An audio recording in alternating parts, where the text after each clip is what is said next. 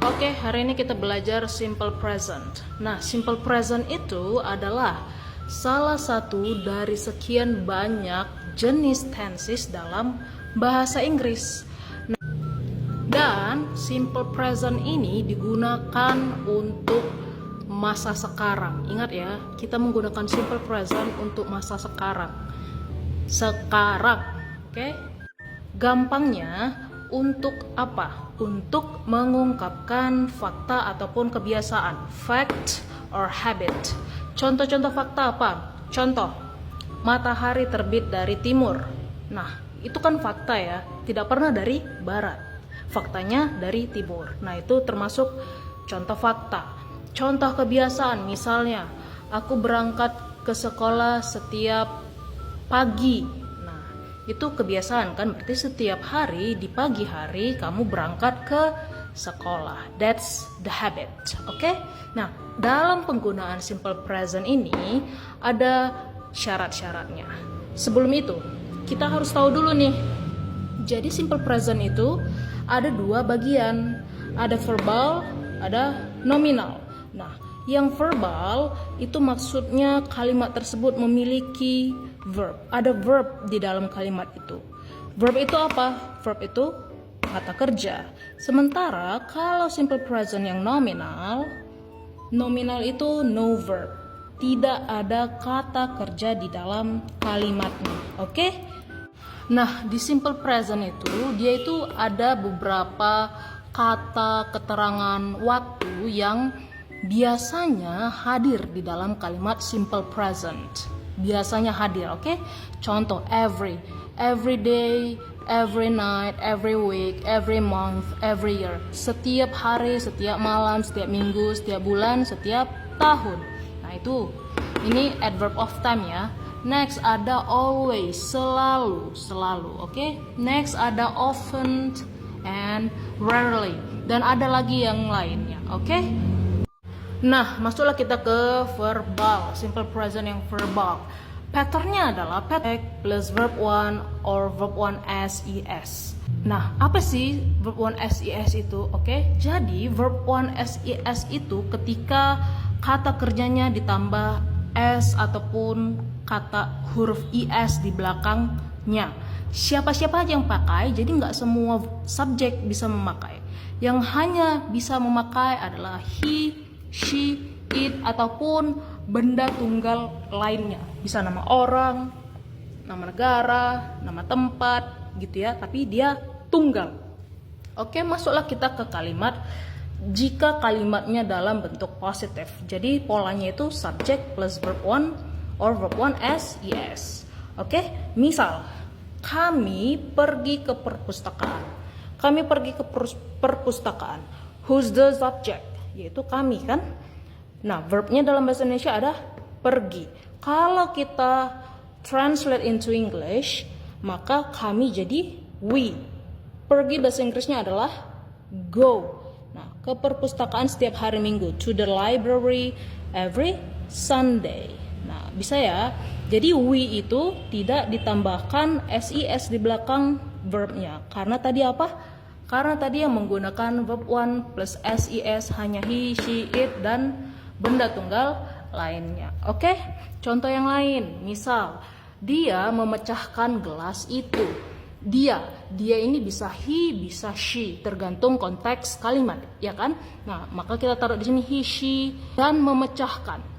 Memecahkan itu bahasa Inggrisnya kan break. Tapi karena subjeknya adalah orang ketiga tunggal, that's why we use verb 1 plus s, breaks. Jadi breaks ya. He breaks, she breaks, bukan he break. Oke? He or she breaks that glass. Bisa ya? Oke? Next. Ada contoh yang lain. Sarah memukul dinding. Nah, si Sarah ini adalah orang yang tunggal. Ya kan? Berarti kalau kita translate ke bahasa Inggris jadi Sarah hits the wall. Pakai S di belakangnya karena subjeknya adalah orang ketiga tunggal. Dia tunggal, cuma hanya ada Sarah di sini. Bisa ya? Oke? Nah, sementara kalau kita mau bikin pola kalimat yang negatif dalam bentuk present, dia itu pola kalimatnya subject plus do or does plus not plus verb one.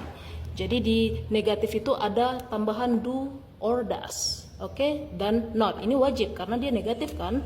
Nah, kalau di negatif mau siapapun subjeknya, kata kerjanya tetap verb one. Beda kayak di positif tadi, dia ada kondisi di mana subjek itu menggunakan verb one plus ses. Tapi kalau dia negatif sentence, dia tetap pakai verb one. Oke? Contoh sebelum itu. Nah, siapa yang menggunakan do, siapa yang menggunakan does?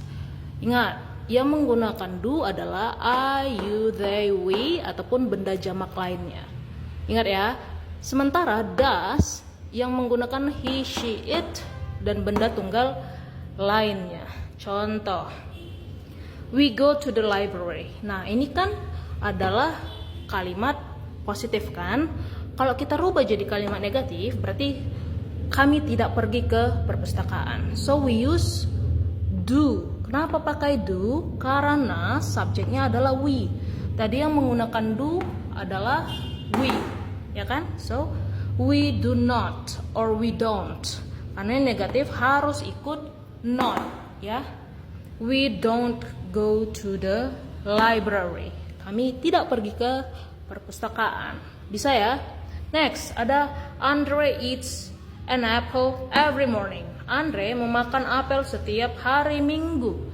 Nah, kalau kita mau bilang Andre tidak makan apel setiap hari Minggu, maka bentuk kalimatnya kita rubah nih. Andre tinggal tambahkan do or does plus not.